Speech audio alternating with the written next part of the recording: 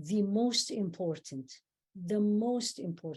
prerequisite to take this path of getting closer to Allah subhanahu wa ta'ala is actually knowledge.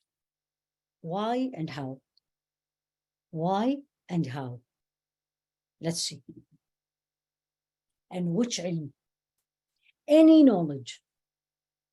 Now remember the word, any knowledge, of course, halal. Any knowledge, any discipline. But the most important thing that will bring me closer to Allah.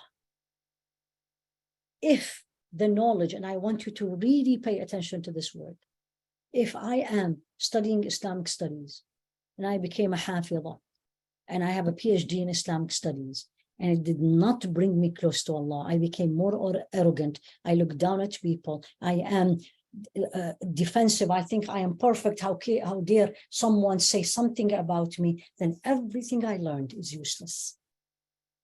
That knowledge, which knowledge I need to learn and I'm struggling to get to, is that knowledge that will bring me closer to Allah, that will lead me to more love of Allah and fear, and will give me more reverence and awe of Allah.